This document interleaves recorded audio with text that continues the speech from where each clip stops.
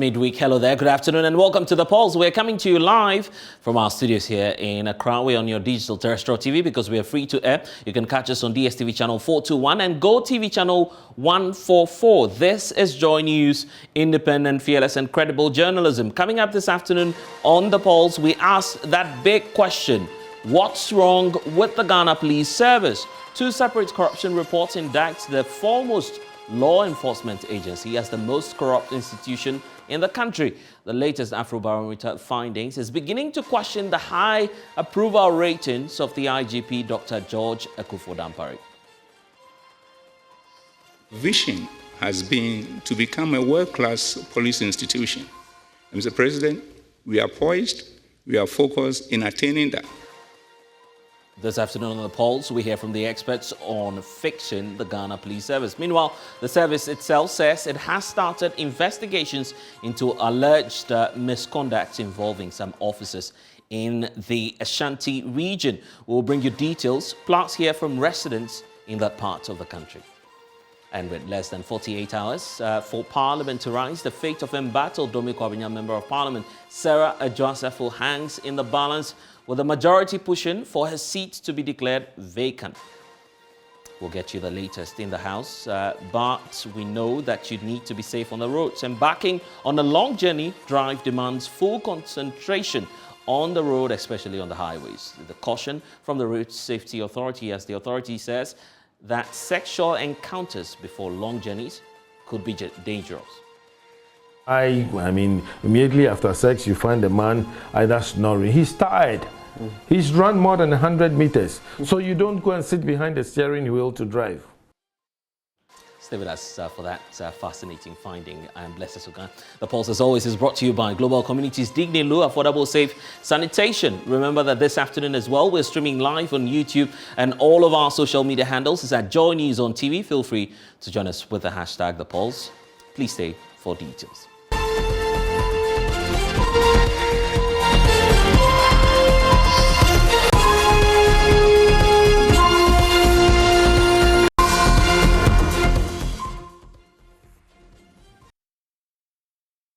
So thanks for joining us. Two separate surveys conducted on corruption in Ghana have issued disparaging remarks about the Ghana Police Service. Well, the first is from the United Nations Office on Drugs and Crime, which says that the service is amongst the three top most corrupt institutions in the country. In fact, details indicate that 53.2% of the bribes paid in 2021 alone, the Ghana Police Service is among the top three in that very report.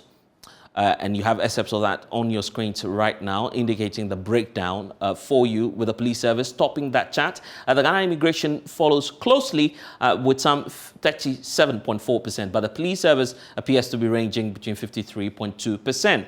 Well, just days after that report, another report is being released, and this time around, it's the Afro Barometer report, which says that some 65% of Ghanaians believe that the foremost law enforcement agency is also perceived to be the most corrupt. Well, the situation will be pointing out shortly is deteriorating, as some 65%, as we're seeing on the screens right now, of Ghanaians believe that the police service is amongst the most corrupt institutions. Next is the Office of the Presidency. We'll deal with that shortly, but if you look at the dynamics as we speak, only 31% of Ghanaians believe there's nothing wrong with the Ghana Police Service in terms of dealing with corruption. And here's the question that was asked the respondents.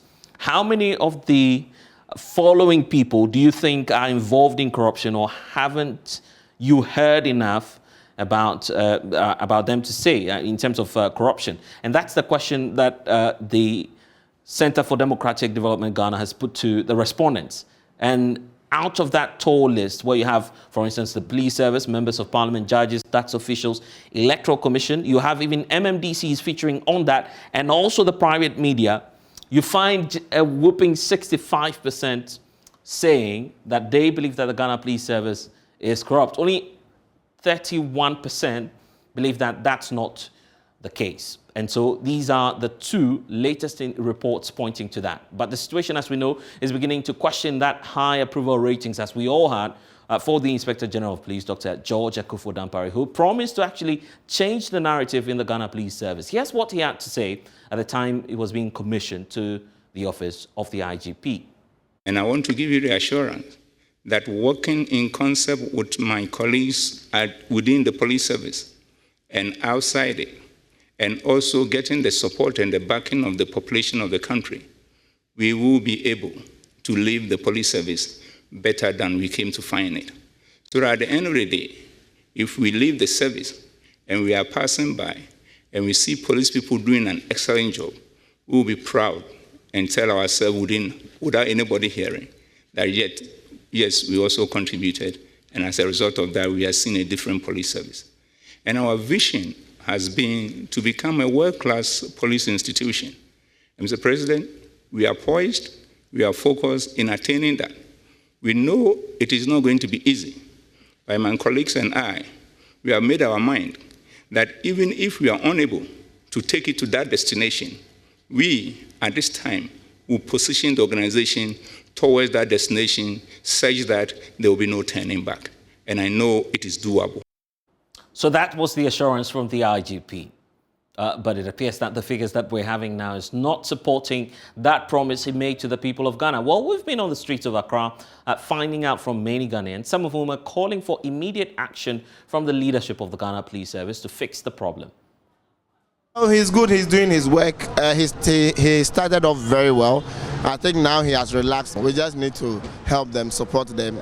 Obviously, there are a few ones there who are causing those problems, and I think it will do him good to identify them and fish them out. So in terms of corruption, I will rate the police administration 5/10 because they have been ranked as the most corrupt institution in Ghana, and it is clear. We have cameras in the streets or on the streets that is monitoring the police, how they should, do their work and all that. And sometimes we still see them taking money from drivers, taxi drivers, church drivers and all that. And sometimes I feel like, how is this going to stop? Because I believe these cameras should be capturing them so they deal with them directly. When you are caught taking bribe from a citizen, then directly you should be sacked. Dampare is a very nice gentleman. He's a very hard-working man, but with the police institution, Dampare must take serious actions. Dampare must see to it that things are being done well. So with the police institution, as they have been classified as the most corrupt institution in this country, it will be going on so many years. The reason being, police will be on the road and they will be taking 11 city behind the scenes, and at times it affects really the passengers. Interesting revelations there, but I guess it's not secrets to you, right? For those of you who are watching, you can also share your experiences with us. But for now, let me bring in Superintendent Peter Lonchini Tobo. He's a Member of Parliament for Wa West. Dr. Adam Bona is a security analyst. Richard Kumado is also the security consultant joining us on this subject. Thank you, gentlemen, for your time. So I guess it's better to start off with Supul. You've been in the service, and you know what exactly the problem is. We're getting to find out much more of the nuances in these latest reports that we're receiving. For instance, the latest from the Afro Barometer. That one deals much more with perception. The promise from the IGP at the time was to change the narrative. Why do you think it's taking such a long time for that to happen?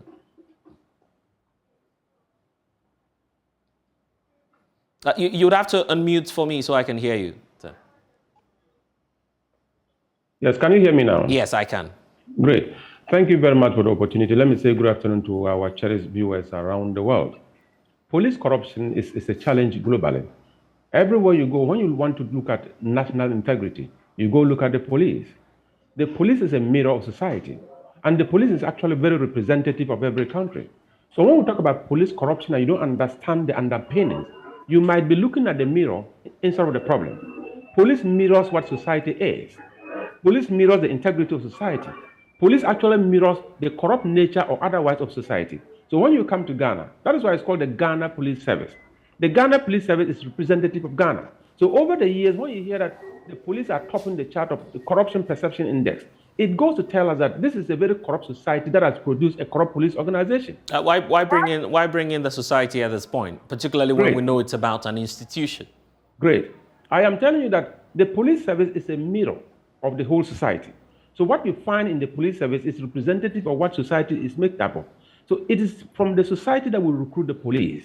Okay? So when you're talking about police corruption, and you understand that it is a societal challenge, if you begin to look at the police alone, you know, it's just like having a headache.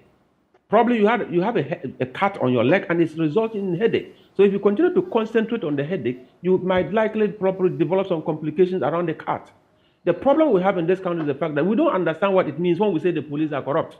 What we actually mean when we say the police are corrupt is the fact that the state or the nation Ghana has a police service that is representing it, is reflecting the character of the nation, and they are saying that the country is corrupt. So if you can solve police corruption, you can actually fight corruption in Ghana. That is the bigger picture we should be looking at. But if you think that the police by themselves will be able to fight corruption and become a very unique institution within a very corrupt system, it doesn't work like that. Because this is a national systemic challenge that is affecting the Ghana Police Service. Dr. George Akufu-Dampari, fine gentleman, believe in his principles, want to change the narrative. Are we supporting him? Have we stopped influencing the police? Have the police stopped collecting bribes? Why haven't they stopped? Both ways. Why haven't the public stopped influencing police negatively? You know, in this country, the most professional police officer is the one who is termed as very wicked.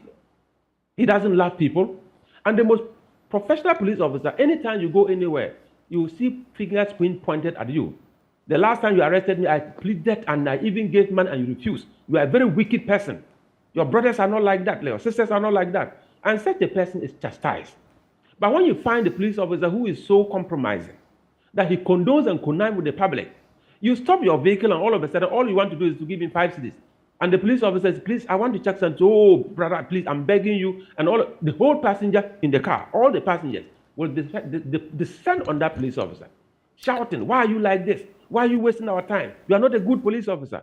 And why is society treating that police officer that way? That particular perception in society that when you are corrupt, you are glorified, is a challenge for all of us. And we should look at it as a bigger picture, not zeroing in on the mirror, which is showing that Ghana is actually corrupt by virtue of what the police report is showing. Dr. Bona, you agree with him? I do agree with him. Good afternoon to your viewers and my colleague panelist, Dr.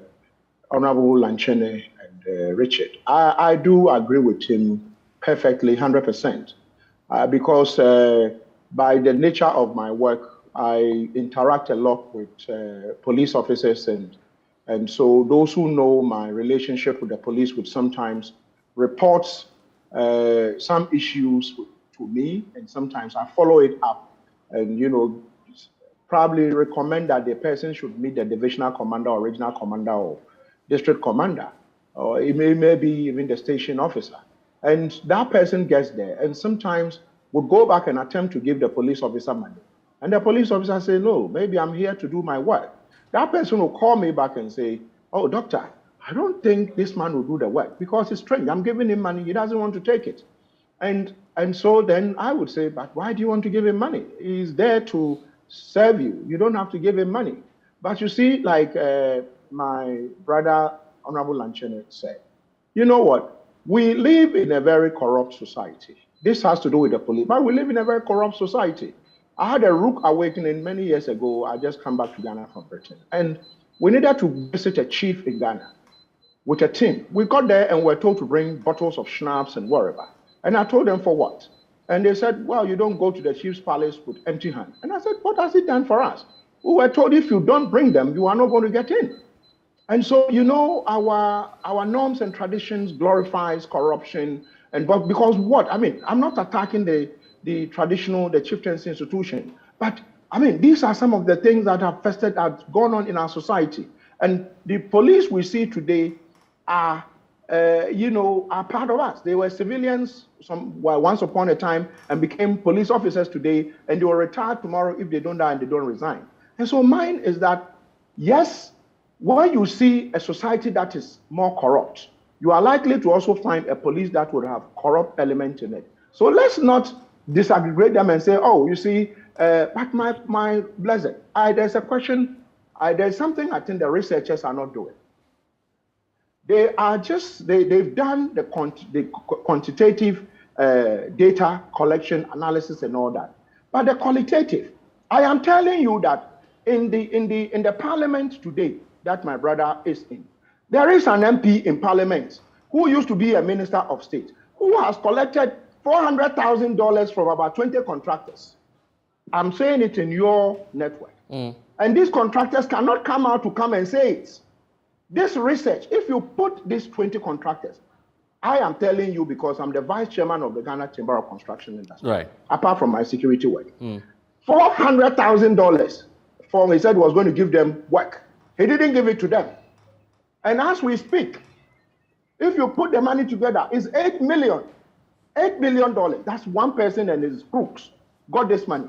So what you're seeking to suggest is that this may not just be the problem of the Ghana Police Service, but that's also reflected in the other reports. So what I am suggesting is that so long as we continue to do quantitative data collection and don't do the qualitative would mean you go out there and you come to me. You just don't bring me prepared questions and you don't give me the option to talk to you and let you know how I feel, how much somebody collected from me. But if you are going to do just the qualitative and the quantitative, and you do your additions and you say, oh, at the end of the day, 60% of the respondents said police officers are corrupt. Therefore, let's go and look at the distribution. The 60, if let's say 100,000 or in this CDD report, 2,400 respondents, they sampled 2,400. Out of the 2,400, there are some business people who were sampled. Some people actually were sampled as part of, as business people. How many of them might have paid money and how much is involved?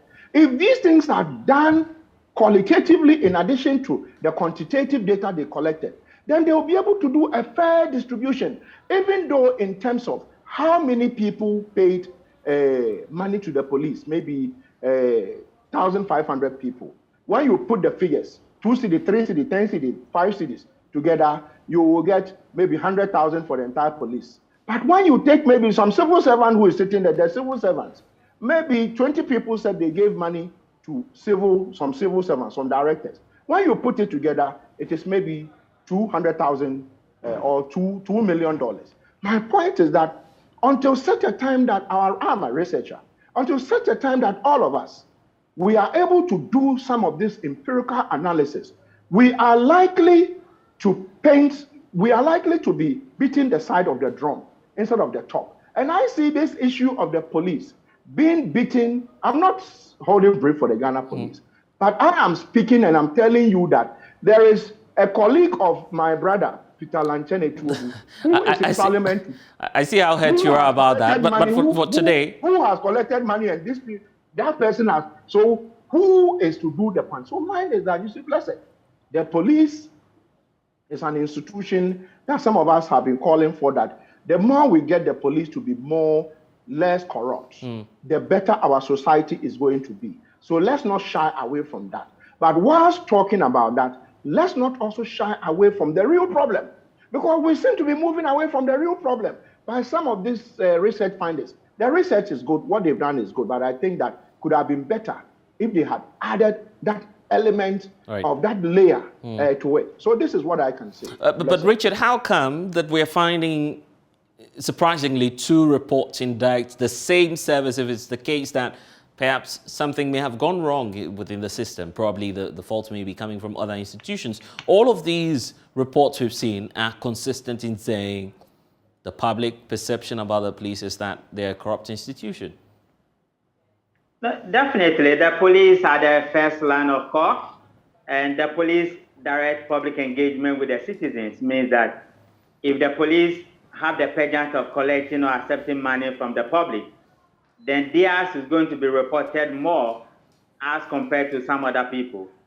But let me clarify this. There are 2 issues here. My brother Adam Bona was talking about the quantum of money And then he was also talking about the chieftaincy institution.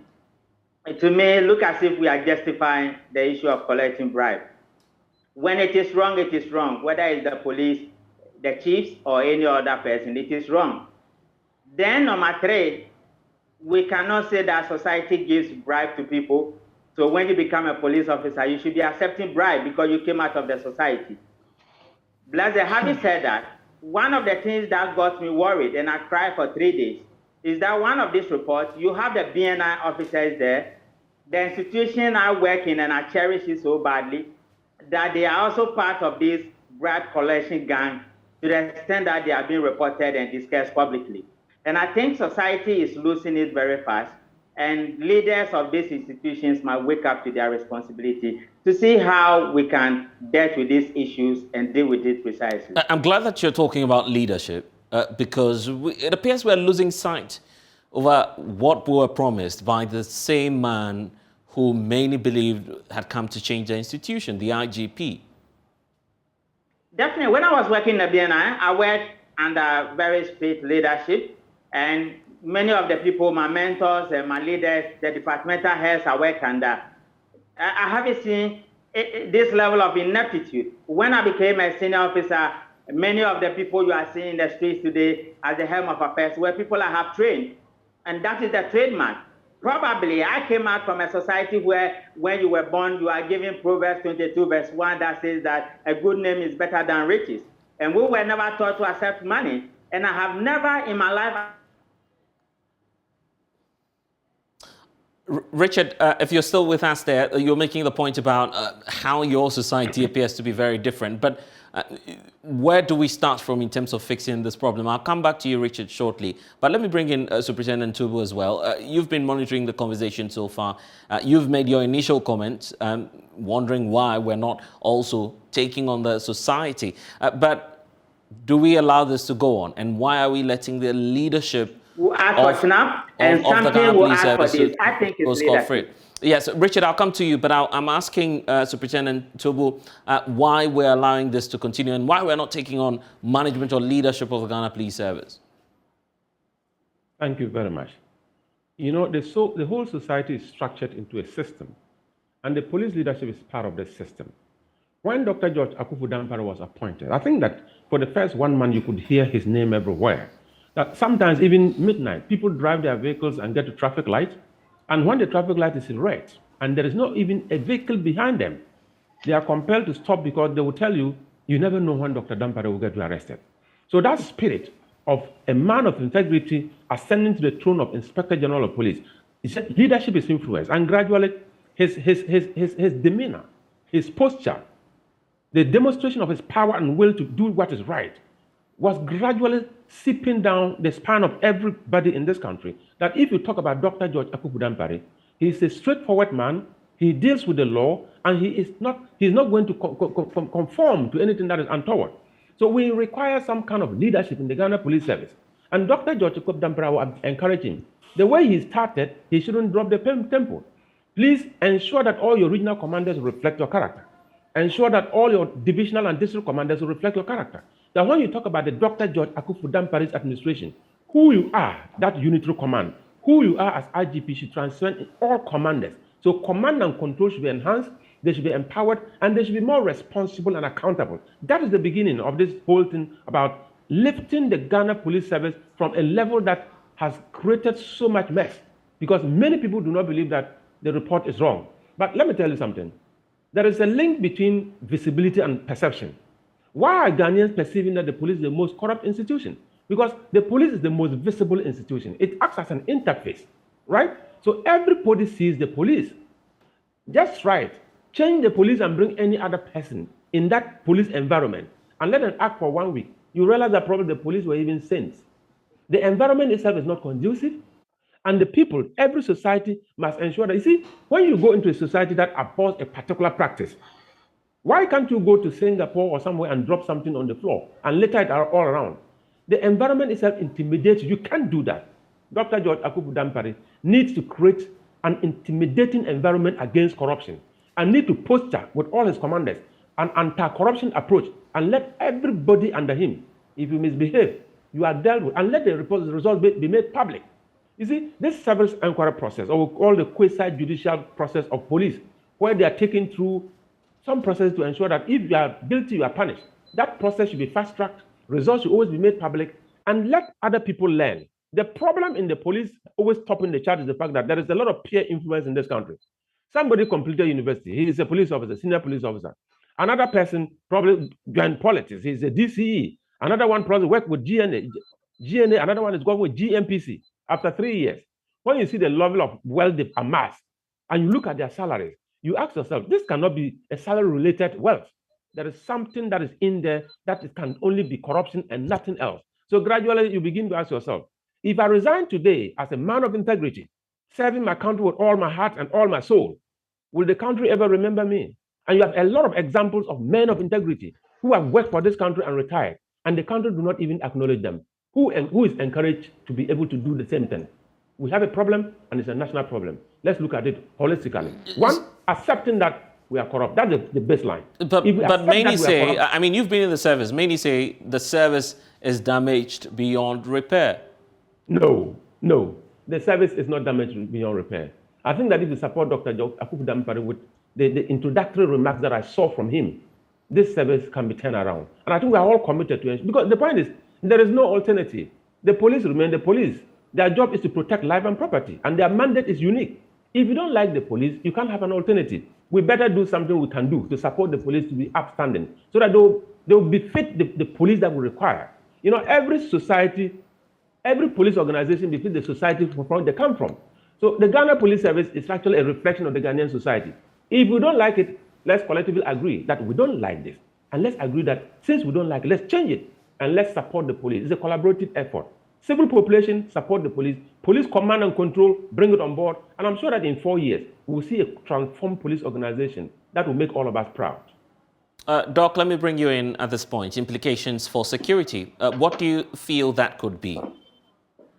Well, implication for security, my brother Kumado, who worked for the now National Bureau of Investigation, so the NIB, the National Intelligence Bureau, were captured as one of the most corrupt institutions in Ghana. And so when you see something, and you say something, and you have the foremost intelligence institution in this country being captured, and they are supposed to be leading the fight against terrorism by way of picking intel and sharing the intel with uniformed officers, then you know that we are in trouble. So some of us have asked that, you know what, let's probably begin to use what I call, especially for the police and some of the armed, agents, officers, armed officers. Let's begin to provide them body cameras. Body cameras would help them to be more transparent. Some time ago, we were told officers are going to begin to use, what do you call it, body cameras. But it looks like some number of body cameras came in, but that was not significant enough. And also punitive measures. If you are caught probably collecting bribe, the giver and the taker should be seen to be punished. And I have talked about our laws. Good laws are usually not broken. Bad laws are disrespected. And in this country, the laws we have in this country, most of them don't work. You take a simple road traffic offense. I'm stopped by a police officer who says I ran through traffic. The police officer doesn't have the option of issuing me a sport fine. And so that police officer, if he thinks that I'm a serial offender, he would have to take my vehicle to he has the discretion of taking my vehicle to his station and tell me to appear at the court, or he will tell me to go and appear in court. It means that I'm likely to spend the next 48 hours going and coming out of court. And you know what? The court is likely to fine me 600 Ghana cedis. Whereas if a sport fine, the police officer is holding a digital device that he scans it, I've jumped traffic, 100 Ghana cedis there and there. It's recorded, the money is gone. If I did that 5 times, maybe I lose some points on my license. My premium for insurance goes up. I'm likely to lose my license maybe at the end of the year. I would learn. The police officer also knows that because he's wearing a body camera, chances are that the body camera is being beamed to a central location. And so somebody is watching him. Big Brother is watching him. But unfortunately, we don't have all these systems. We don't have to reinvent the wheel. If you go to other countries, I have said it repeatedly, most countries like us have turned their police into a cash cow. You break the law in terms of simple misdemeanor, instead of going to lock you up, you don't park well, fine. You go, you are doing 100 on a 50-mile lane, fine. So once people become disciplined, police officers know that they are also probably at the end of the year, they get something for ensuring that the people obey the law and they caught them and they pay the fine. But in this country, we don't have them. And so instead of paying to the police as an institution for them to help themselves, they are rather asking people for arms, donating things to them. Go to other countries. And I use Britain, a lot because I lived there some time ago. Because for them, some time ago, I think 2015-16, they made about £1 billion out of simple road traffic offenses. We are here, 2 cities, 5 cities, 10 cities, ends up in police officers' pockets. If we were to make this thing work in a manner that they won't waste my time, they catch me, they give me a producer a ticket to go and pay, or I pay there and there. If I don't pay, a warrant will be issued in my name and I'll be arrested at a later date.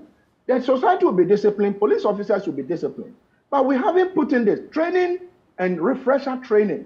And the fact that due diligence in recruitment is something some of us have spoken about. People go into the Ghana Police Service believing that they have to make money. And my brother Peter, Honorable Lanchene, knows that police officers are paid in this country more than teachers. You finish SSS today, you end up in the Ghana Police Service. Okay? SSS, you cannot go and teach. You have to be a people teacher. You'll be paid on 300 or 400. A police officer who finishes training today from the police depot gets about more than maybe 1,500. In fact, I was about bringing that up. Yes. The issue about the pay, the salary, and how that could be. The pay is good. The pay is. I'm telling you. Are you sure about that? Oh yes, I'm telling you that. What I'm saying, I mean, comparatively, you finish SSS. Excuse me to say, you ended up with some maybe B's or C's. You ended up at the police college as a constable. You finish.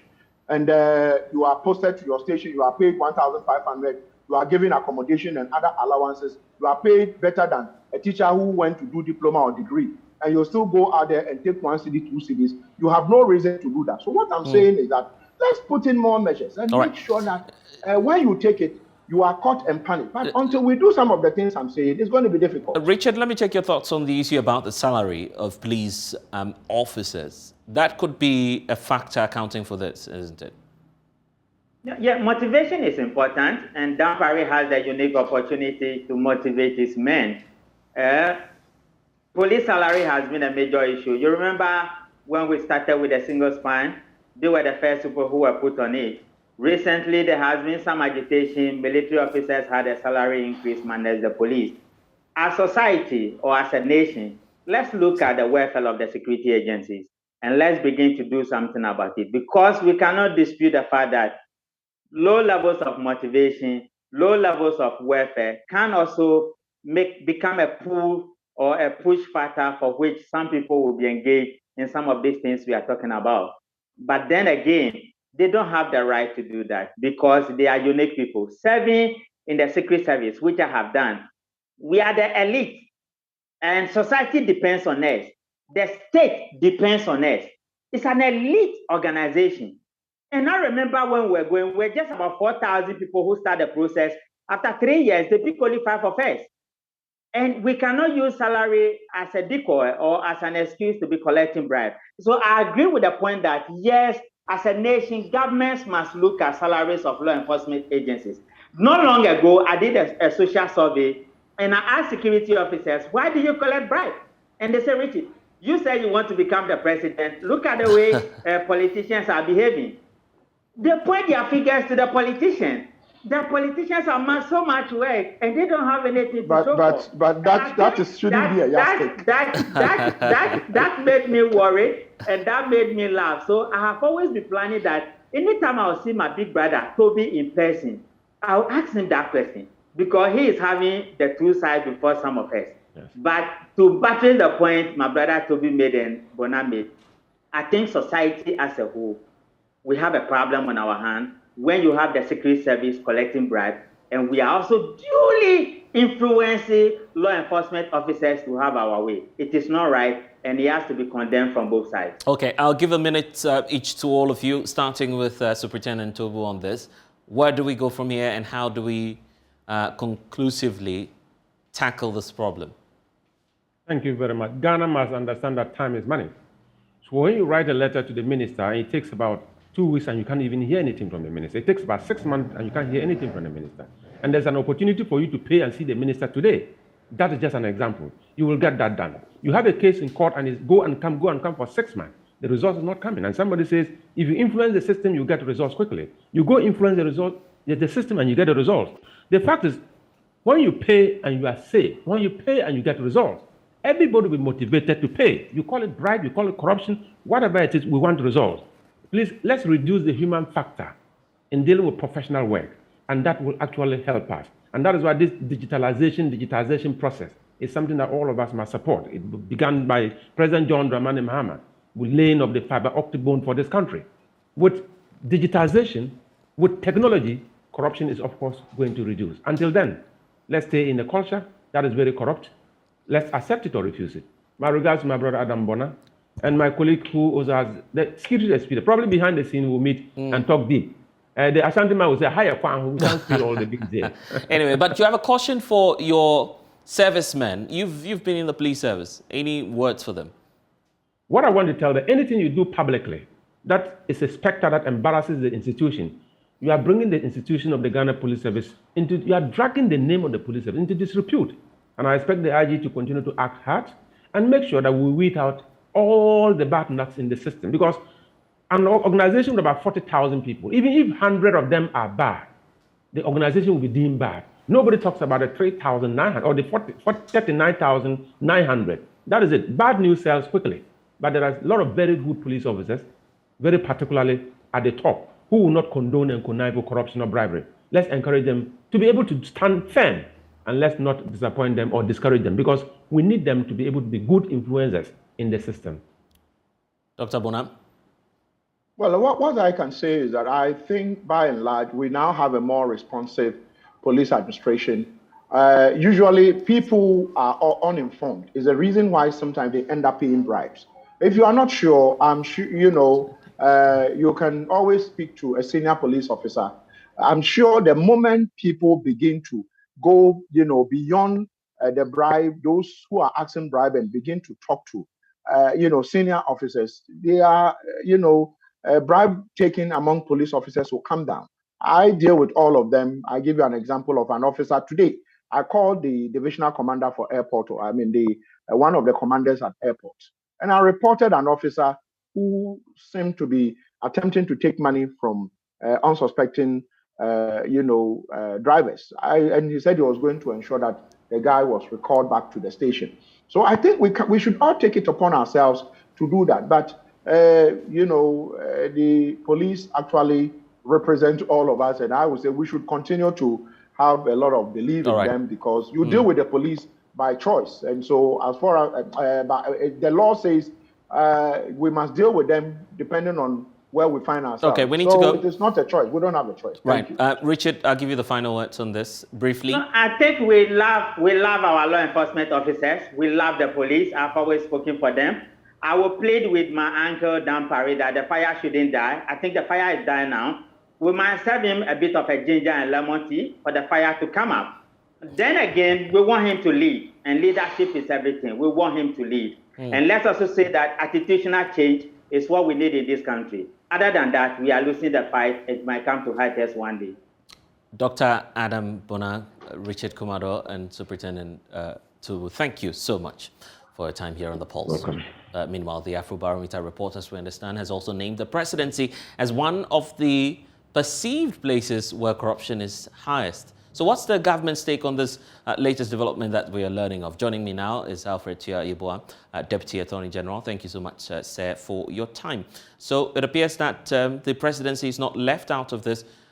How are you, first of all, receiving the findings that we're getting in this report?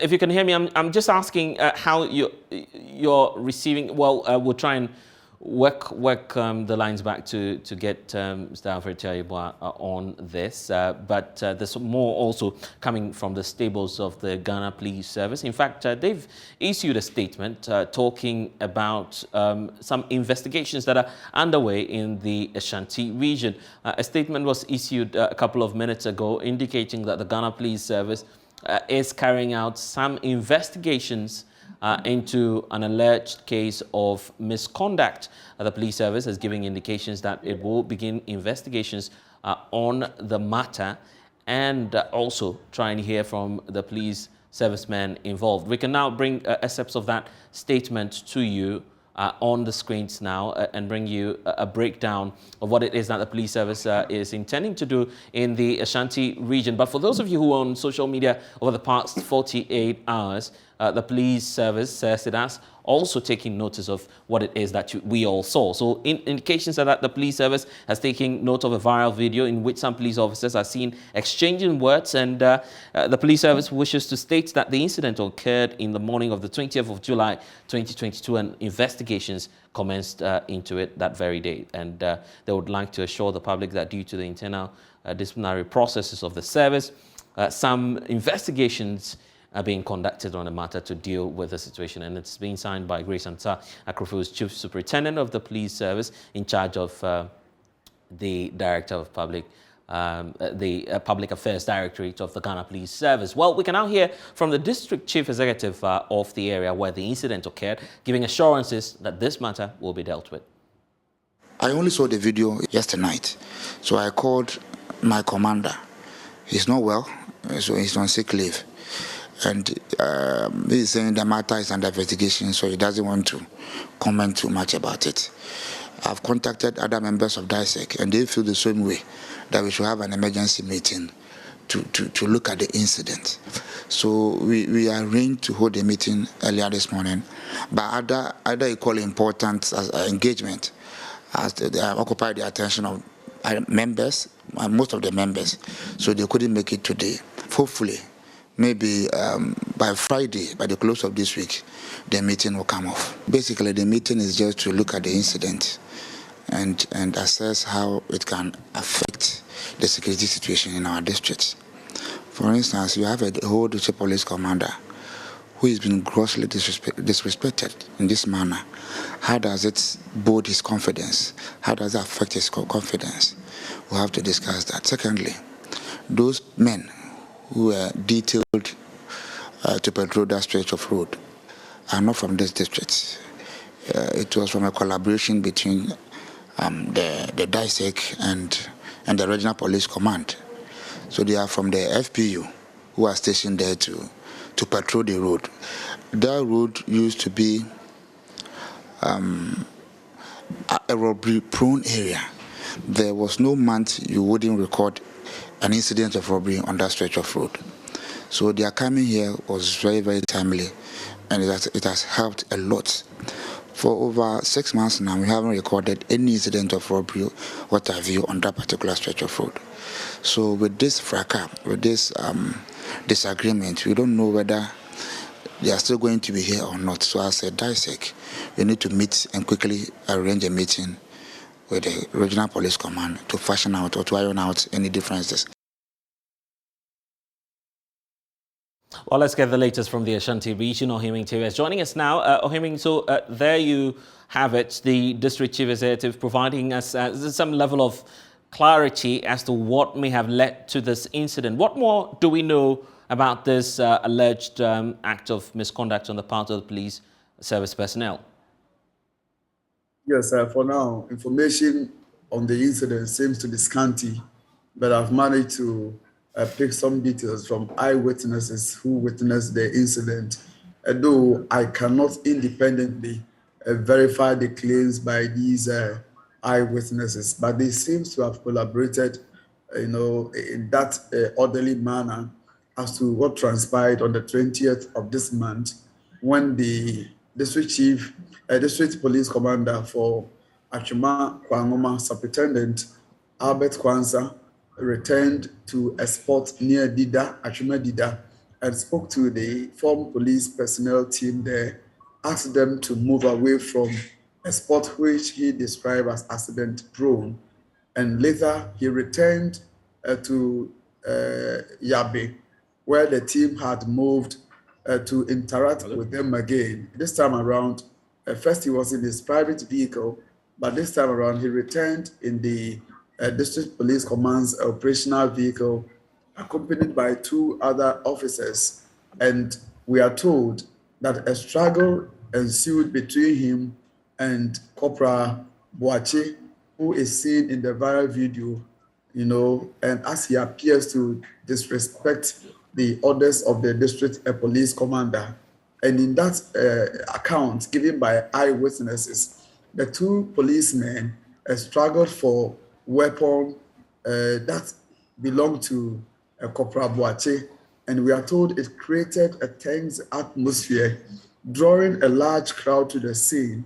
And the eyewitnesses I spoke to did collaborate that at a point they were afraid that the weapon or the AK-47 could accidentally fire into the crowd. But it took some intervention, for instance, from the assemblyman for Yabe to intervene, and later the district police commander left at the scene. So for the residents in the communities or the district, they are aware that this incident happened, and they did actually witness the incident. But the district chief executive, Prince Kakari, has indicated that yes, they need the district police commander as well as the former police unit team who have been in the area for almost 1 year, providing security and ensuring that especially armed robbery incidents that used to be very rampant on the Achima, Fuase, Afrancho, and the Yabi Road has reduced drastically. So for them, DISEC will be meeting in an emergency meeting. They were supposed to have met today, but due to some unforeseen circumstances, the meeting has been scheduled for Friday to discuss the issue as quick as possible to bring finality to security concerns in the area. Ohiming, I'm grateful that you've been able to give us the latest from the Ashanti region. Let's cross over now to Parliament. The majority there on the Privileges Committee in Parliament is pushing for the seat of the embattled Domi Kobanya MP Sarah Joseph to be declared vacant. Now, according to the Privileges Committee, the report that has been laid and cited by JoyNews, the majority is arguing that Sarah Joseph failed to take the opportunities afforded her to render an explanation on why she should not lose her seat. Well, parliamentary correspondent Kweku Asante has been telling us more about the situation in the House. The report of the Privileges Committee was placed in Parliament on Monday. We now have exclusive access of some of these recommendations from the committee. We know that the report that was circulated among MPs recommended, among others, that the 2 MPs, Kennedy Ejapon and Henry Court, to be pardoned. When it came to Sarah Joseph, House led that decision to the House. But now the report that has been laid in the House says specifically that Sarah Joseph failed to appear before MPs to explain why she should not lose her seat. And because of this, by virtue of a case, Professor Kweku Asare versus the Attorney General, the seat of Sarah Joseph is declared vacant. The minority on that committee say that is not the agreement they had, and that such a decision was not even taken. It is not clear yet when this report will be debated and a vote taken, but they say that when the report is taken, they will make the argument forcefully that the majority have just put out a report that does not reflect the work the committee did. So MPs are mostly tight-lipped about the situation. When it comes to such situations that affect their MPs, they want to wait for the report to be debated on the floor first. And that's the latest from the House. Sami Obeng is Executive Director for the Parliamentary Network Africa. Thank you so much, sir, for your time here on the poll. So we just have a few hours, some say days to go. But what do you foresee happening on this report that has a divided front as we speak? I understood your correspondence rights, Blessed. It is that the report has been laid in Parliament and it is awaiting the discussion stage. All right. The report has been laid in Parliament. Then, of course, it suggests to me that it is the final report from the committee which, per the normal process, it has to be laid. It takes a day or two, and then the debate on the report is done, and the adoption is also done. Parliament is expected to rise, if I am correct, perhaps tomorrow for its long break, either tomorrow or maybe Friday. I'm not too sure.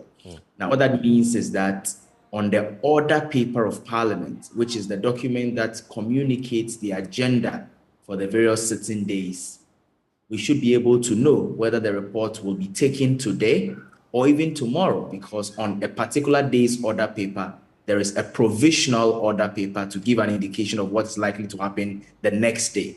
But we know that during last days of sittings like this, there are usually addendums that come to the order paper. But it is my expectation that the committee's report will be discussed, a decision will be taken on the matter before the House goes on recess. It will be completely unacceptable if the House does not conclude on this subject matter before its long break, because the long break is expected to span up to about October. And I don't think that a referral that already the committee is late on should be delayed any further. But you're quite vexed in the matters of Parliament. Here we are having a minority side on that committee say they disagree with some of the portions contained in that report. So is there any opportunity for the minority to seek redress, if I could use that word loosely? Well, again, I heard about the disagreements from the minority side at the stage when, the chairman of the committee spoke. Right. Not too sure that at this stage, and of course at that stage, many of them admitted that a full report was not ready. I'm not too sure that now that, at least from your correspondent, a report has been laid, whether there is still disagreement on the laid report. I would be particularly surprised if there was disagreement on the report that has been laid, because to have a report laid, the various sides of the committee, at least the leadership, would have seen the report that the clerks to the committee had done and would have vetted it and agreed that this is actually what we want to be communicated to the House. But be that as it may, of course, when a report is laid, usually you would have the chairperson of the committee, move the motion. You would, stating a few words here and there and reading portions of the report. You would have the ranking member of the committee, who would come from the minority side, also seconding the motion. And of course, opportunity exists for them to make their cases if they feel that what has been captured is not really what needs to be captured. But I must say that I would particularly, be scandalized. I said that last time on your platform. If there is any lesser repercussion on the pathway that the honorable member for Dom Kwabenya had taken, the Privileges Committee, and perhaps the entire Ghana, if there is any lesser repercussion, I would be scandalized. And of course, I think it is important to serve notice that, organizations like ours will not take these kind of situation lightly, because we need not set a precedent that would come back to hurt us when it comes to MPs' attendance and absenteeism in Parliament. But even for the legislator herself, her fate hangs in the balance. We're not sure of what the House may decide on in terms of declaring the seats vacant. Do you need the input of the MPs in terms of adopting this report? And what could be the implications if we have, say, the entire minority side of the House boycott the process? Well, I'll be particularly surprised to have a minority side boycott the process. In fact, in my opinion, there will be absolutely no justification for it. And they should have reason to, explain to the good people of Ghana if such a decision gets taken. But that having been said, we know that the Member of Parliament has actually been away since August last year. We are in July. What it means is that one full year has been away from parliamentary proceedings. Parliament goes on recess tomorrow or the day after tomorrow. What that means is that, missed an opportunity to be part of parliamentary sittings and proceedings, missed an opportunity to represent her people, which is very, very critical for a full year. I think that at least from what we are hearing from the grapevine, we are not expecting anything lesser than that. And Parliament as an institution and members of Parliament as individuals should be bold enough to take the decisions that needs to be taken, because, like I said again, we do not want to set a precedent that will come back biting and will make controlling attendance to Parliament completely unchecked. I think that would not be very good for the institution and in of fact, Parliament. monitoring developments in Parliament, there are processes already underway to redefine absenteeism in the House. So what's your take on the attempts by the MPs themselves to reconfigure, if we could use that word, the definition of the term itself? Well, you see,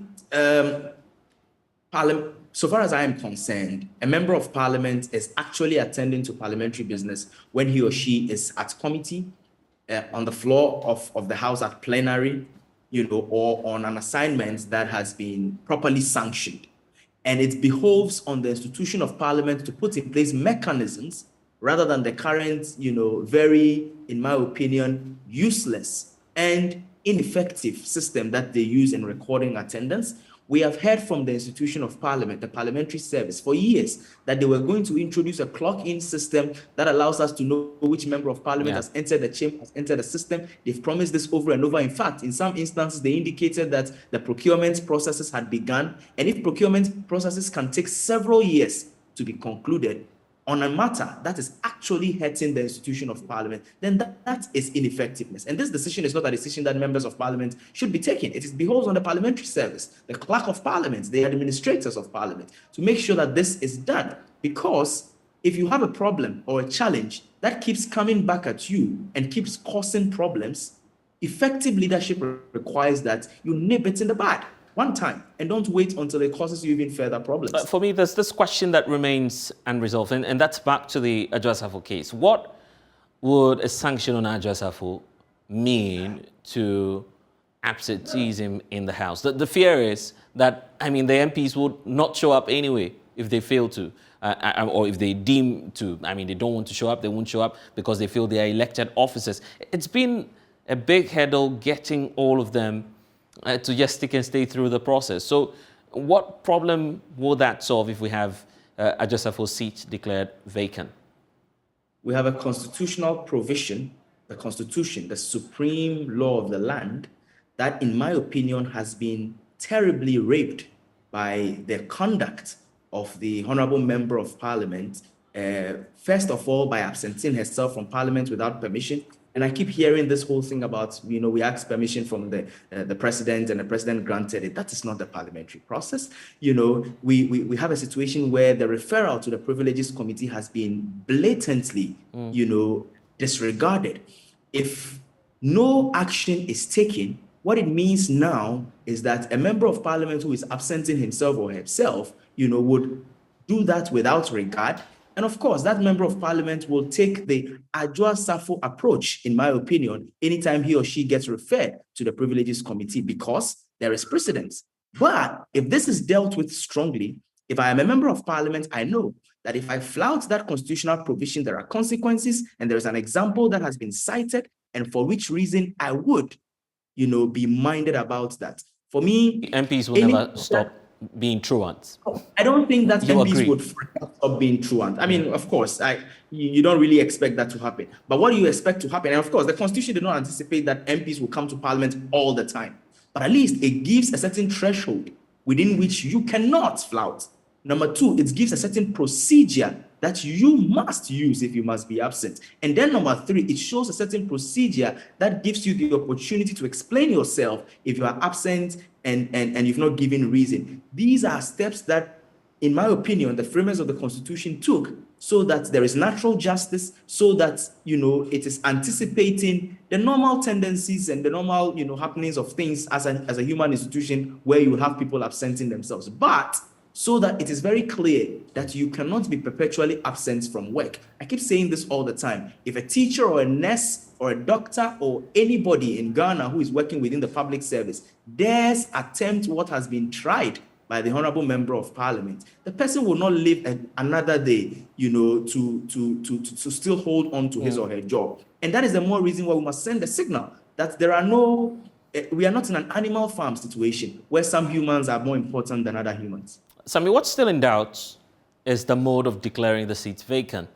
Many have argued that the approach by the First Deputy Speaker, indicating that once you fail to show up before the Privileges Committee, you automatically forfeit your seat. It's coming to question, what's the standing orders position on this matter, for instance?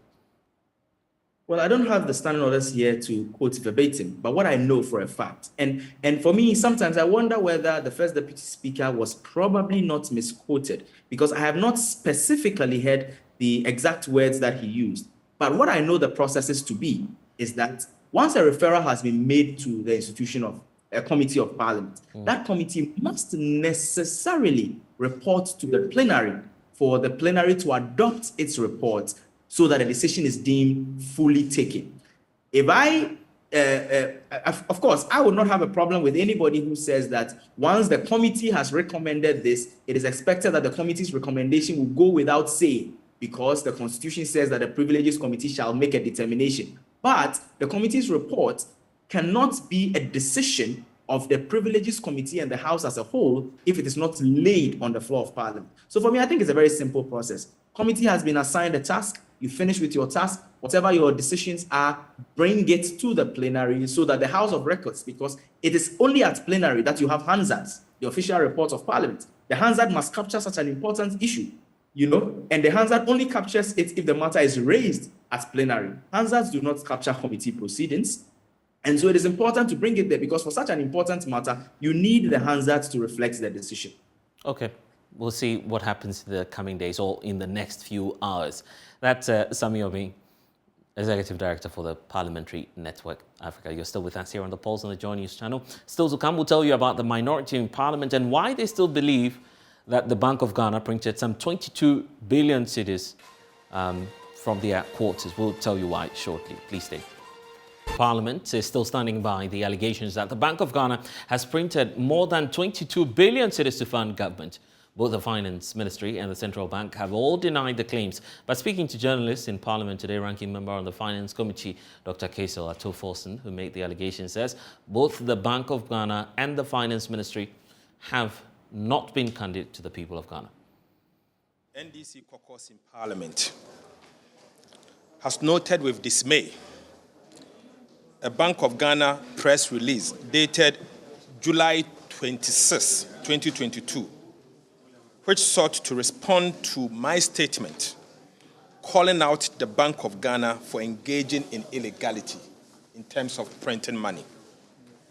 It must be emphasized that right from the onset now, and for the avoidance of doubt, that the NDC caucus in Parliament stand firmly by the original position that the Central Bank has printed 22 billion Ghana cedis. It is regrettable to observe that the Bank of Ghana, in its response, merely resorted to an unambiguous position where they failed to condemn the fact that they have not printed money.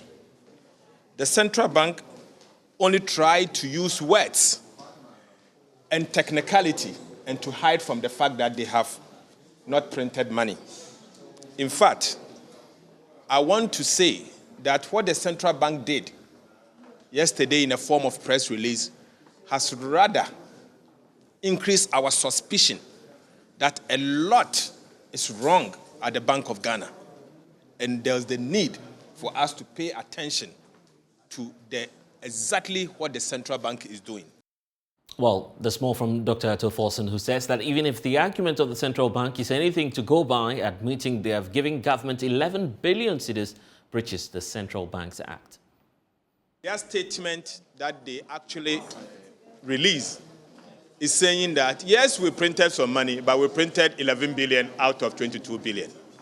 The question is, there was printing. There was printing.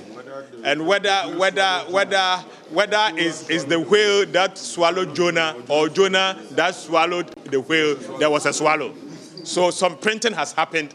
And even the additional 11 billion they claim they did not print, there are question marks. We cannot accept it. The Central Bank should comply.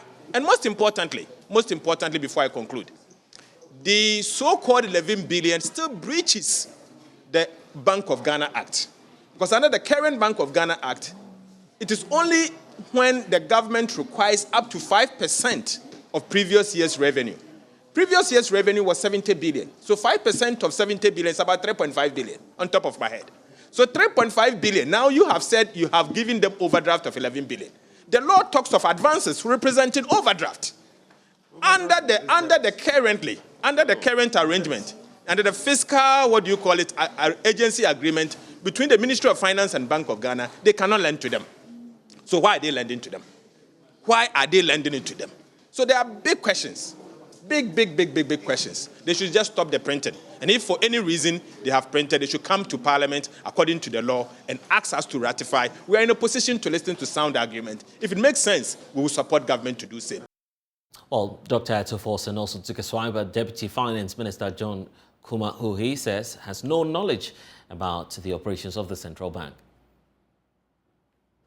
The Deputy Minister of Finance, John Kumah, trying to say that if the central bank lend money to government of Ghana, it doesn't mean printing. I beg to say that if this is his understanding of economics, then he has no business at the Ministry of Finance. Because he doesn't know that when the central bank gives money to government, it's printing of money.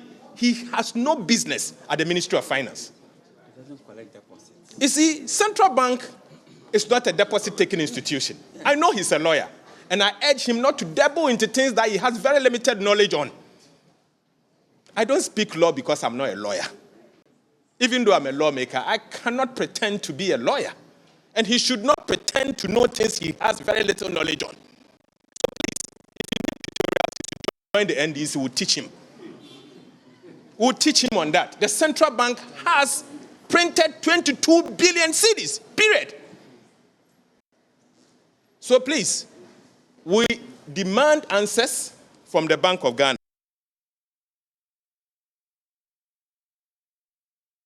And that's the position of the minority on the matters unfolding in the House. Meanwhile, lawyer Chachu Chikata, still on the economy, is warning that signals from Sri Lanka should not be taken lightly by the governments. Now, according to him, the uprising by the people against their government was a signal of the dissatisfaction of citizens with leadership, which is not different from the current situation in Ghana. Mr. Chachu Chikata was speaking at the 10th commemorative lecture of late Professor John Evans Mills, however, extolled the virtues of the late president.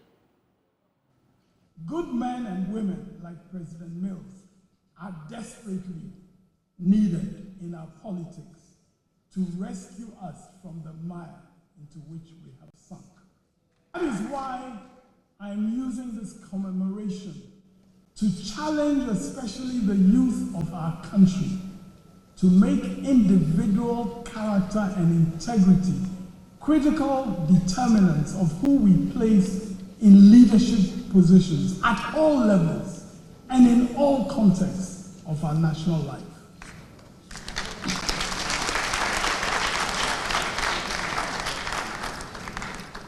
Needless to say, corruption is more costly to the youth simply because they have a longer span of the future ahead of them. And what is squandered from national resources today leaves the youth with less resources to fix the country to be the country we want. The public expects all of us, he went on, to maintain honesty and integrity in what we do. I have concluded that the problem starts at the top. We have also been seeing images recently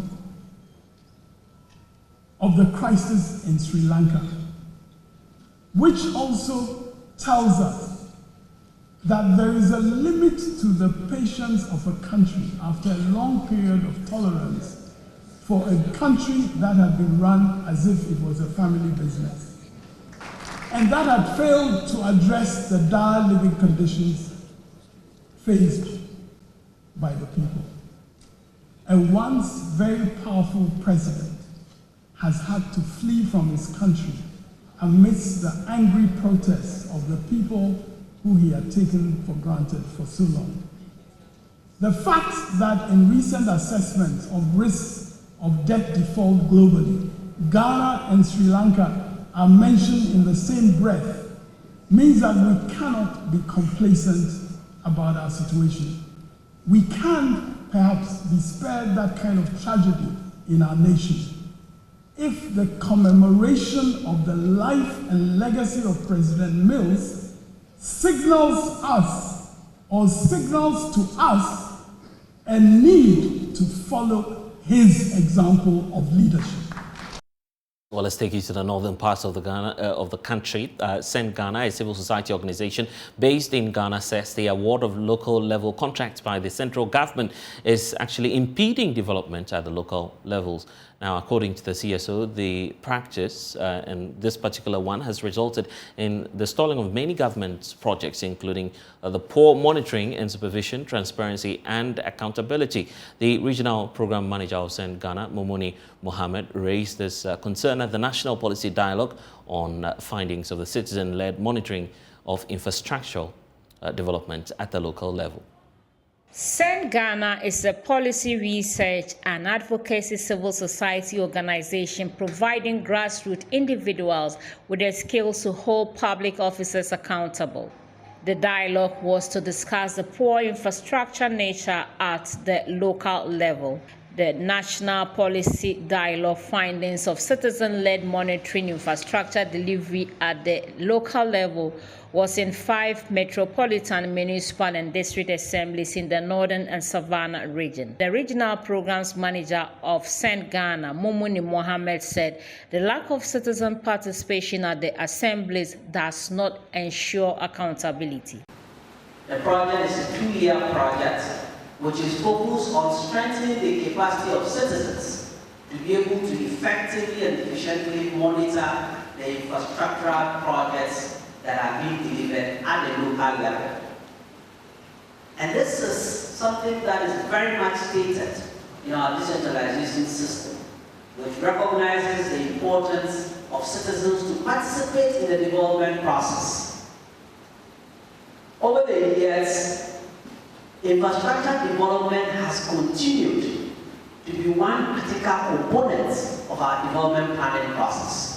He raised concerns over weak monitoring, delay in release of funds, and weak transparency in policy delivery. But the challenge over the years has been how these infrastructural projects have been implemented or executed in order to ensure value for money. The challenges associated with implementing some of these interventions, aside the major one, which is about the resource constraints, is the fact that, there's quick monitoring of the execution of these infrastructural projects. Assemblies are mandated to monitor after they have awarded contracts. Within the assembly, they have a core team led by the engineer to make sure that after the contract has been awarded, there's a team that is actually dedicated to monitoring the execution. Mr. Mohammed accused some state institutions and agencies for failing to provide information or avail themselves for public accountability, citing Get Fund Secretariat as one of them. I will not end, but to say that we have made very significant efforts to get the Get Fund Secretariat to join us. Unfortunately, they are not able to join us. Get Fund is just next to this building. We've sent invitation to Get Fund at the zonal level, which I just said they're just opposite here, and then at the national level. Our office in Accra has made a lot of efforts to get them to send us a rep, even if not from the national, but they should designate the zonal manager to join us. It has not been possible. But that is what we are beginning to realize as civil society, that some state agencies or institutions have become so bureaucratic and powerful that they don't want to be part of accountability for it. Let's stay up north. Work on the BK Adama Multipurpose Youth Resource Center in the Upper West region is nearing completion. The project, which is in 2 phases, is expected to be complete before the end of the year. Now, consultants for the project disclosed to the Chief Executive Officer of the National Youth Authority, Paris Enam Hajda, during a tour of the multi-million city project that work On the first phase of the project is 98% complete, whilst the second phase is about 45% complete. JoyNews' Upper West Regional Correspondent Rafiq Salam now reports. Construction of the Upper West Regional Multipurpose Youth Resource Center, now rechristened after an illustrious son of the Upper West Region and Ghana's former Defense Minister, Bukar Kwela Sundanga Adama, affectionately called BK Adama, started in 2018 and was expected to be completed within 9 months. Owing to some constructional challenges and changes in the original architectural designs, however, could not be completed. Chief Executive Officer of the National Youth Authority, Pius N.M. Hazide, in a meeting with Upper West Regional Minister Dr. Hafiz Bin Sali, adduced reasons for the delay of the project. The first phase is around 98% complete. The first phase. The second phase, which actually turns the project around and makes it self-sustaining and economically viable, because you know the culture of maintenance, and we had to put in measures to ensure that the facility can self-sustain.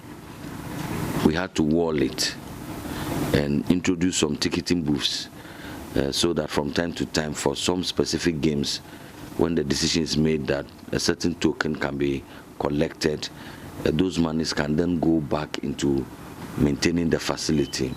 Upper West Regional Minister Dr. Hafiz Bin Sali, on his part, noted that the construction of the project brought excitement to the people, especially the youth, who are of the belief that the project, upon completion, will harness and hone their skills and talents.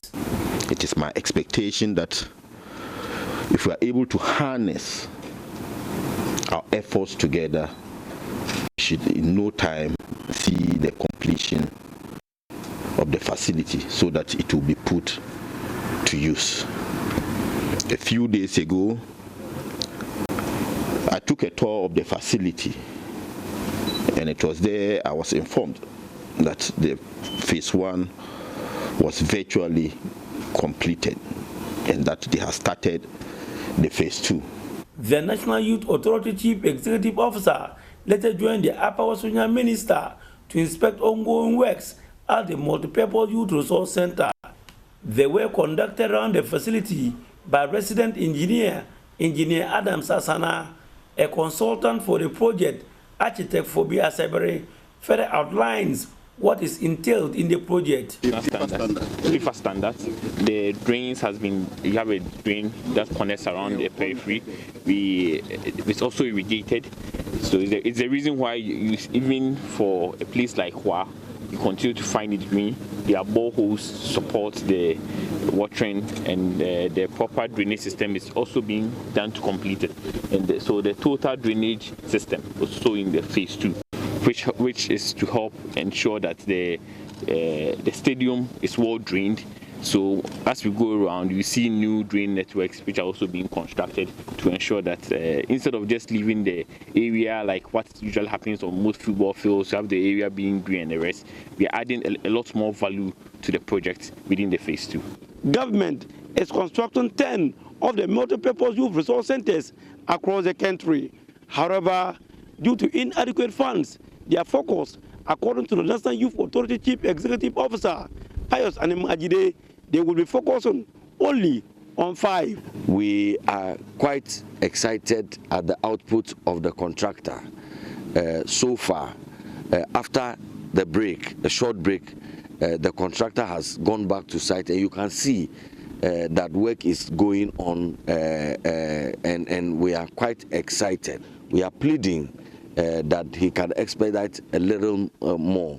But we also want to put on record that WA is one, if not the only, or I mean one of the few, if not the first, most advanced site that we have. And we want other contractors to also emulate the good example of HAPK and also expedite and up their game. The first phase of the multi-purpose youth resource center in the WA municipality is almost complete. The focus now is on the second phase. Reporting for JoyNews, Rafik Salam. Wow. Okay then, let's bring you to the national capital. It's time for our Drive Safe campaign. And this afternoon, embarking on a long journey drive demands full concentration on the road, especially on the highways. And for the safety of yourself and your passengers as well, you will have to avoid activities that are energy demanding, like having sexual encounters. That's according to a road safety analyst, Cecil Gabra, who says having sex is like running a 100-meter marathon, which can cause fatigue while driving. He's therefore advising long journey drivers to avoid such encounters before traveling. Who suffers from fatigue? Drivers who do not plan their trip, drivers who stay drinking at night, drivers who work overnight, drivers who have sex during their journey. They are all part of it. Drivers who do what? They have sex during their journey. Okay. You don't. God created sex, you have sex. If you're a man, you are knocked off, you'll be sleeping. And that is why, I mean, immediately after sex, you find the man either snoring. He's tired. He's run more than 100 meters. So you don't go and sit behind the steering wheel to drive. I'm becoming a doctor. I do know, is it pheromones or hormones? Some things are released once you engage in such activity, and naturally, they tend to knock you off. But that's a bit extreme. I mean. Yeah, it is true. It happens. And then lastly, what I want to tell everybody is that if you are traveling, sleep early and wake up early, but don't set off early like 4 a.m., 5 a.m. You meet those who did not sleep, especially those heavy-duty drivers who will not sleep. They spend their time drinking at night. Most of them, you know, have, I mean, this is something that I did, some investigations that I did some 10, 15 years ago, especially those who come from other countries, right? During the night, they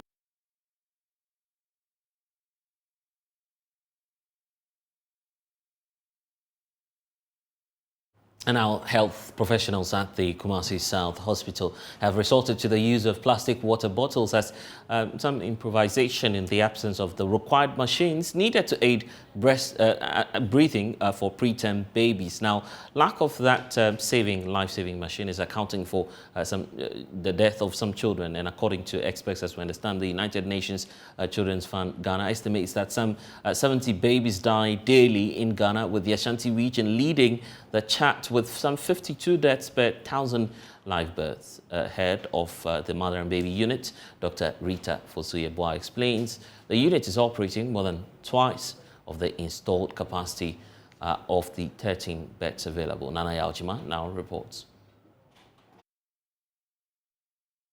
It is very exciting for me to see the donation of medical equipment and supplies to our government hospitals, knowing that the funds are directly from contributions paid by Chirano Gold Mines Limited. The mining firms, aside from the payment of statutory royalties, also undertake corporate social responsibility programs in their catchment. They also allocate 0.5% of goods sold to support communities through activities of the liaison group. The group on Tuesday donated equipment to improve newborn and maternal care at the Bibiani district and Sefirioso municipal hospitals. They include incubators, phototherapy and suction machines and nebulizers at a cost of 360,000 Ghana cedis. The Bibiani District Hospital, until now, had 2 of its 3 incubators broken down, while the only one left was underperforming. The facility, which serves the Ahafo Western North, Ashanti and Central regions, also struggle for space. Dr. Kwesi Edujemfi is a medical superintendent. Maternal care and newborn care is one of the best.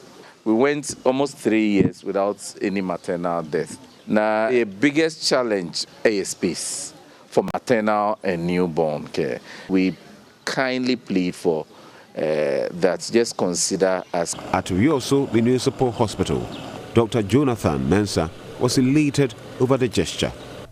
The facility admits 20 newborns every day, but lacks space and equipment. forcing it to refer many of the neonates to the Komfanoche Teaching Hospital. But with the donation, the situation will change. Dr. Mensah, however, praised the completion of the mother unit, which is under construction. We have a neonatal intensive care unit, a very small one, and it's always full. And also, we don't have enough incubators, and we have, I would say 1.5, because one is not fully functioning, one is functioning. And so when these items came, we were very happy. In fact, we even wanted to use it immediately upon arrival, and we were told to hang on so that they will commission it. So with this, we can admit more kids, those born and those who are less than 28 days of life. I mean, it will go a long way to help. Executive Director of the Environmental Protection Agency, Dr. Henry Kwabena Kukofu, underscored the importance of the gesture. The provision of these facilities undoubtedly has improved on the lives of the people in and around the beneficiary communities immensely, as the services they require have been brought close to their doorsteps. Neonatal and maternal health care is very critical in the health of our nation as well as the economy of the country. There is no reason why an expectant mother should suffer mortality when simple equipment could make a difference between saving a life and losing it. Our babies are born to live. The Liaison Group has provided beneficiary communities with markets, chips compounds, community centers, among others. For Joy News, Ohime Interior reporting. The Hepatitis B Celebration Day tomorrow, the Noguchi Memorial Institute for Medical Research is stepping up interventions to bring testing closer to the people. At Mamobi here in Accra, many residents stand up to be tested. There's more ahead of this year's World Hepatitis B Day celebration. Tomorrow, 28th July, is World Hepatitis Day, and we've taken this opportunity. This year's theme is bringing hepatitis care closer to you or to the community, and that is why we are here. We've chosen Mamobi because you know, very little is known about the disease, and it is a good point to start. We've been very fortunate to have Mamobi Hospital host us. We've been able to, with the help of their community volunteers, go into the community, educate people about the disease. And today we are here to screen and also to vaccinate against hepatitis B in particular. I think that the good thing is that we've had very good support. They've shown very good interest. Of course, the main thing is to make sure that as many people as possible know about this disease, which can be very silent. Even worldwide, very few people know their status. And it is a big push to be able to let people know their status so that they can be managed. Because if you leave it until it gets to the fibrosis or cancer stage, then that is not good for anybody. So that is the main reason why we are here. You know, the problem with hepatitis is that it can be very asymptomatic. And the symptoms that you get is very similar to other diseases, you know. So you would also be feverish, you would also, you know, feel tired, you lose appetite, maybe you are vomiting, you know. But there are markers, that is why maybe the test is important, because that can definitely identify whether you are sick from hepatitis or not. There are different types, but of course, hepatitis B and C are the most serious ones. And that is why we are here. There's a vaccine for hepatitis B, so you can actually prevent. Let's now talk about what's happening elsewhere. Russian Foreign Minister Sergei Lavrov has been traveling to various African countries, including Egypt, Congo, Ethiopia, and Uganda, Also, French President Emmanuel Macron is also visiting African nations. Cameroon, Benin is also on the list, and Guinea-Bissau. How important are these visits in the context of the war in Ukraine, and how does the EU also view Africa in these times? Joining us now is Thomas Sparrow with our partners Deutsche Welle. Thanks, Thomas, for joining us. So how is Russian Foreign Minister Lavrov's visit to several African countries being viewed elsewhere in Europe, and particularly in Germany, where you are? Well, essentially, Lavrov's Africa tour, with an itinerary that includes Egypt, the Republic of the Congo, Uganda and Ethiopia, is seen as a push by the Russian government to not only strengthen economic and political ties with the continent, but also to counter Russia's isolation after its invasion of Ukraine. An isolation that is especially evident here in the European Union. The EU has imposed sanctions against Moscow and has condemned its actions time and time again. But it's an isolation that looks less evident in parts of Africa. Several African countries, for instance, did not vote in favor of condemning the Russian attack on Ukraine at the United Nations. So Lavrov's visit has been followed closely here in Europe, in particular as Europe remains very much aware that the implications of the war in Ukraine are also felt in Africa. For example, when it comes to grain supplies and food security. And specifically on this issue, Lavrov defended Russia's stance and said Moscow's not to blame for food shortages. And interestingly, while all of this is happening, French President Emmanuel Macron, as we understand, is also touring some parts of Africa. Tell us more about that visit. Emmanuel Macron also embarked on a trip to the continent, and his itinerary included Cameroon, Benin and Guinea-Bissau. This is his first venture outside Europe of his new mandate, and the French president has been clear that he would like to renew France's relationship with Africa and make the continent a priority. His trip, as was only expected, has also focused on the war in Ukraine and the impact on Africa. Food supply issues as African countries fear shortages, especially of grains.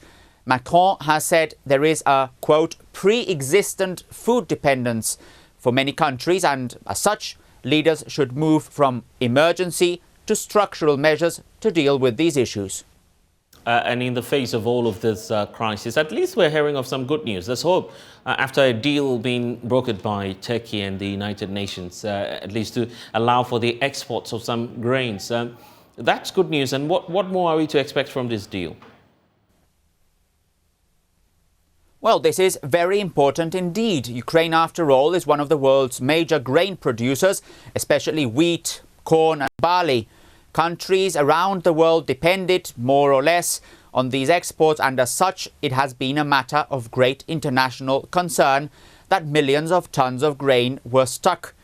This deal is the first major diplomatic breakthrough in the conflict, which is already in its 6th month. And Turkish officials who helped broker the deal have said the first ship is likely to depart Black Sea ports in a few days. However, it's also important to mention that there is some skepticism surrounding especially Russia's commitment.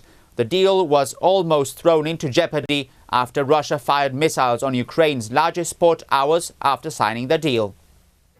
Well, Thomas Sparrow there with our partners Deutsche Welle. And that's all we have for you in this package of The Pulse. I am blessed Sogah.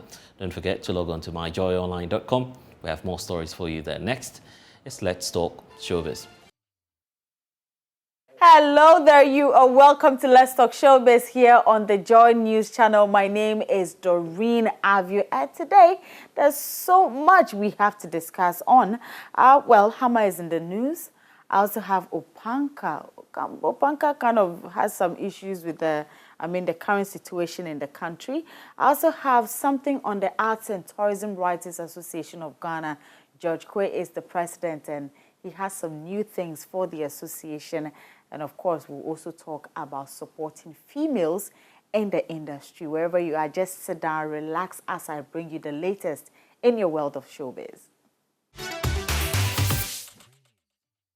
If you're just joining me, this is Let's Talk Showbiz, and we're starting with one story that, of course, has got a lot of people talking. And this has to do with music producer Hammer of the lawsuit. So Hammer on his Facebook page actually posted pictures of some musicians. And if I say some musicians, it was Kiddy, it was Camido, and then we had Jackie and Black Sharif. And the caption sort of suggested that these are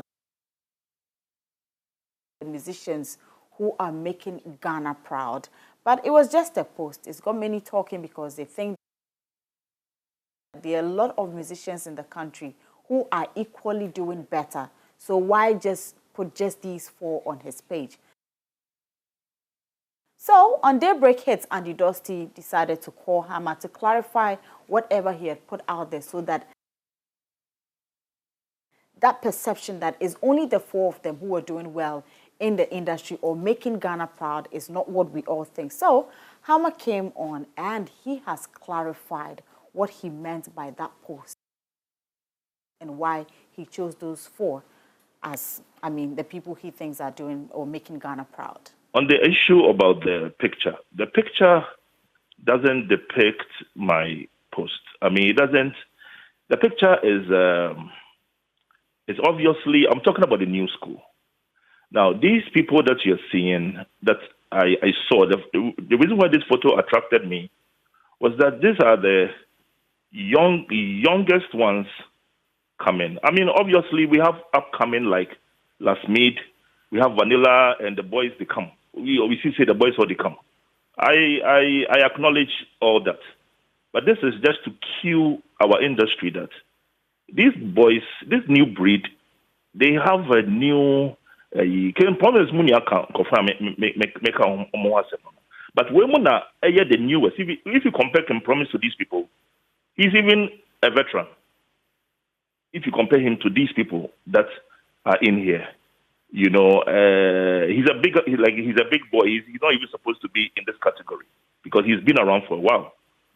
And so when I say what I said was designed to get people to know that there's a new school at hand.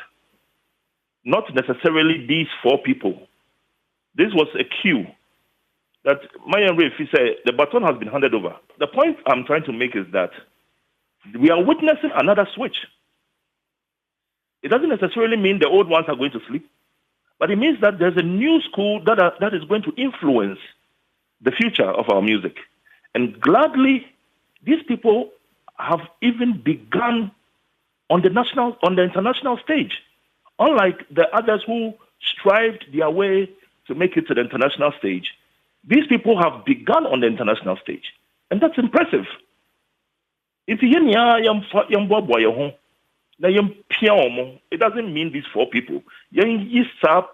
Like that is like a petty, perspective.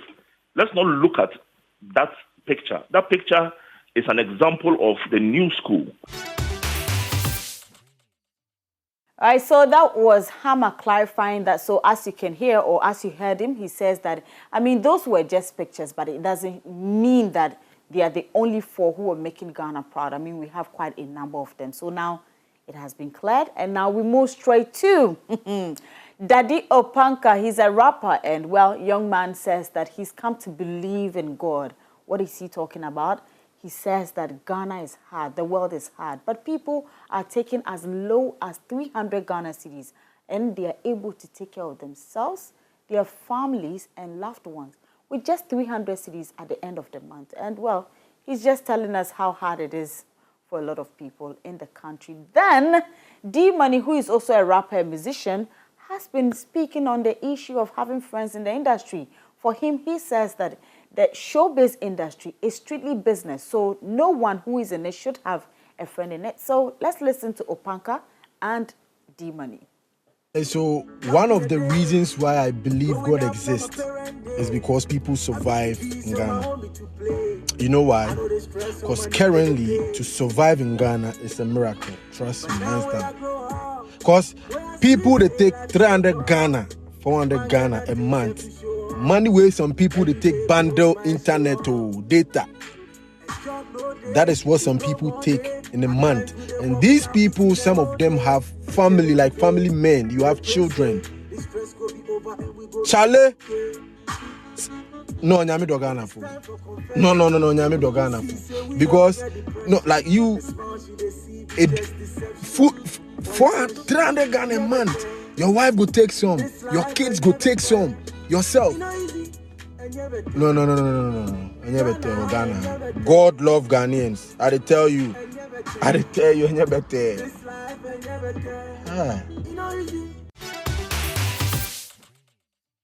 Do you still have friends in the industry? I don't think it's healthy to have friends in the industry. Just for the fact that some people feed their family off this. Okay. You know what I mean? So they feel the competition times 10 than you probably will if you probably have a side hustle. You know, most of us, we do this for the passion and the love of it. You know what I mean? I always loved the fact that I record a song. Even back in the day at my friend's house with the socks on the mic, and Charlie, go play it to my boy. Charlie, hear that? You know what I mean? So, and there's some people who be like, nah, this got to pay the bills. So it's two different kind of people in this music industry. You know what I mean? Yeah. So sometimes the things that you might see that, oh, Charlie, bet this one, you know, they feel maybe cool. He's saying it like, nah, mine is better, Charlie. Not only because his is better, just because he knows, he needs that money. You know what I mean? So some things and some chances that he will take that will hinder you, he won't think twice. You know what I mean? So you can definitely have friends in the industry, but you have to always treat it like a business or understand the business part of it. This is Hits. So it was Reggie, peer pressure group. They used to tease. Yeah. My brother D Black, that I was a better rapper than him. Really? Yeah, man, they used to tease him. D Black remembers. But do you think you're a better rapper than him? D Black knows what's up, man. Are you a better rapper than D Black? Yeah, I'm a better rapper than all these rappers. What are you talking about? All these rappers? Yeah. Like who? Like Sogah? Everybody. Like, you're a better rapper. Lyrical Joe? You heard of Lyrical Joe? All of them. You're a better rapper. And you know what's funny? They should feel like that too. They should feel like that too. Yeah, because that's the competition in music. Like, you should walk into a room and feel like, yo, give me the mic, let me rip it. Like stuff like that. You know what I mean? When I say these things, it doesn't have to do with, I'm breaking down anybody. It's just giving that energy as an artist or as a rapper or as a singer. Be like, hey, give me the mic, let me sing something. So that's where I'm coming from when I say it. All right, so those were voices, or should I say faces, of D-Money and Daddy Opanka. And now we move straight to the Arts and Tourism Writers Association of Ghana. So it's an association for a lot of entertainment journalists, bloggers, writers, and includes everything to do with our entertainment industry. So George Quay has been elected as the president, which was done earlier this year. And so far, he's come up with a lot of ideas, but the most recent one was to rebrand the association. It came with new logos and also had some invited guests at the place, the likes of the Deputy Minister of Tourism, Arts and Culture. We have Sekwit Safo. Quite a number of people, media personalities. And, he outlined some of the plans he had for the association. And, this is how he put it in an interview I had with him this afternoon. When we took over, we had a number of meetings. That is my current set of executives and I. And we asked ourselves one major question. Why is Atwag not that attractive? And then we outlined a number of issues. Why, when meetings are called, training programs are called, various engagement seminars are called, members don't turn up. And we realized that the brand had a bit of an attractiveness issue, so we needed to fix that first. Then again, on a casual note, we sent one of our letters out to a potential partner. And when he called back, he said, your travel and tourism agency, where is it located? And I said, oh my goodness. So that is how people see us when they look at our current logo. They think it's a travel and tour agency.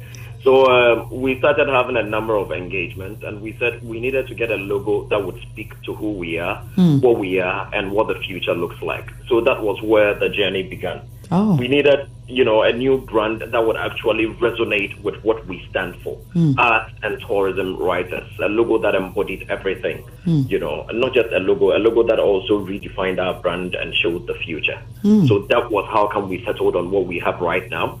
And the background is exactly what I've given, why we figured we needed to rebrand. Yes, we partnered with Star Assurance, one of Ghana's most respected insurance agencies. And the idea is that we also sat down and realized that, look, one of the commonest things that happens on our platform, we have a communications platform where we share ideas, thoughts, and stuff. And we realized that one of the commonest things that happens on that platform always got to do with people. Somebody is dead. Everybody has to come together, so we contribute. Somebody is dead. We have to contribute. Myself, when I lost my father, it came up and people had to contribute. And we said, look, death is one thing that is inevitable. It's going to happen to all of us. And it is for that reason that there are insurance companies. So instead of people coming together to contribute small monies for you, why don't we align with an insurance agency that would give you something worthier when you lose a loved one? So that was what led us to, we spoke to a number of insurance agencies. I remember we even, no need mentioning those that we couldn't work with, but eventually it was Star Assurance that sort of aligned with our vision, saw what we wanted to achieve, and came up with a policy that kind of resonates with the membership, and it would work. The nature of our industry is such that, you know, a lot of us don't really earn regular income. True. So it's not like at the end of the month we're sure we are going to get 1,000 cedis or even 500 or even 1 million cedis. Sometimes it is 100, sometimes it is 1 million. You never know when the big one would come. You never know when the small one would come. So we wanted an insurance agency that could give us something that could be manageable, even when we don't have anything at all. So we figured if we could go with something within the areas of 30 to 40 cities, and the benefits could reach as high as 60 to 80,000 cities, it would be something the membership would love. And that was exactly what Star Assurance prepared for us. So it's called the Star Atwag Assure, Atwag Star Assure. Okay. For our members. Yeah. Oh, this is interesting, and this is beautiful.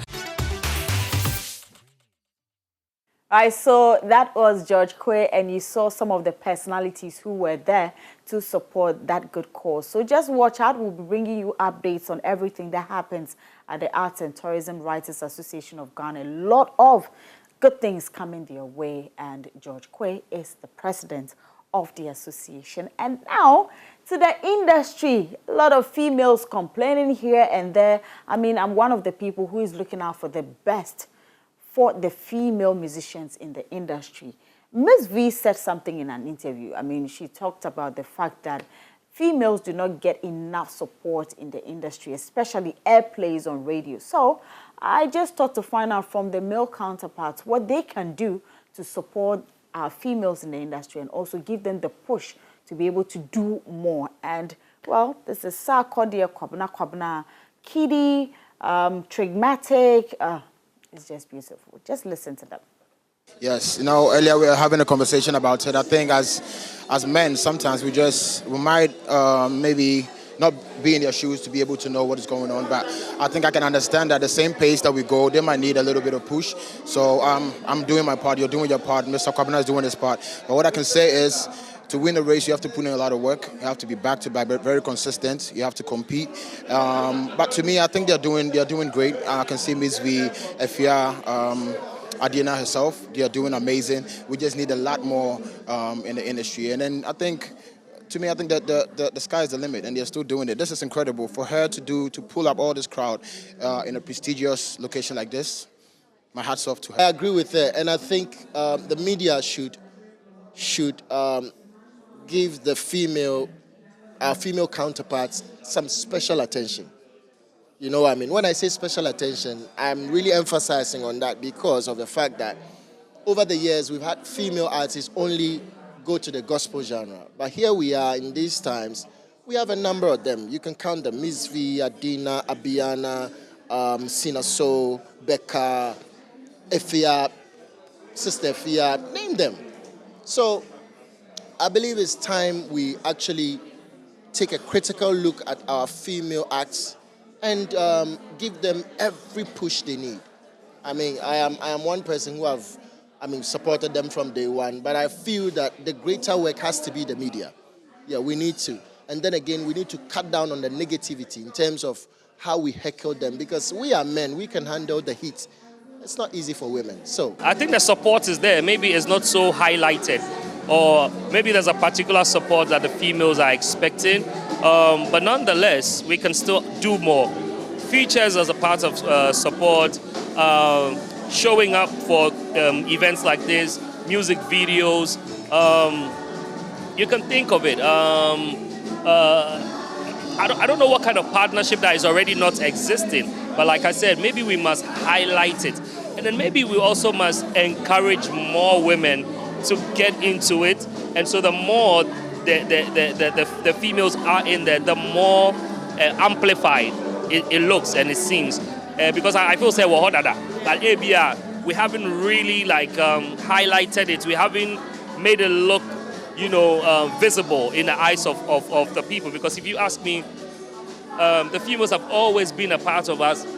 If Adina didn't mean anything at all, she's a female, and I love her as a performer. In fact, I'm a big fan as well. And see, having a song with her is a privilege as well. Performing with her is also another one. So it's not even about me supporting. It's about me partnering with her. So I think we should look at partnerships. I think we shouldn't call it support. I think we should call it partnerships, so that if I'm doing something with you, it isn't because you are female, but it's because you deserve it. It's because you've earned it. In a perfect world, I would wish that everybody would be getting equal attention, because our fellow sisters, they are killing themselves. They're working really hard. So I would love that in the future they'll get equal opportunities. But me personally, Charlie, I have to be able to fill my cup before I can pour for my cup, So I have to keep doing what I'm doing. Hopefully one day I can be a voice, or something can change for our females who feel like they're not getting their due in the industry, Yeah. Support, it's like you said, it's a male-dominated industry. But the ladies, we love them. The people love them. So all we can is to support them. Support, real support. There are a lot of females in this country. It's just a matter of time. And I think if we can just channel the amount of energy we give to the male, the guys, to the women, like they're saying, I don't think they've been exempted as well. Like me, I don't think so. I think they're doing good, and they've had their time. And it's still their time. Like there's room. Jackie is doing so good. Miss V is doing so good. Adina is doing good. Emno Baroni. We have Wendy Shea. These are amazing names. They're all doing good. I think there's room. So we should just give room to more people. Like the way we're giving room to, the guys. Let's just give room to them if they come. Because they have their music out there. They're doing music. When they put it out there, just support it as much as we do for the male artists as well. I've listened to radio and I've listened to a playlist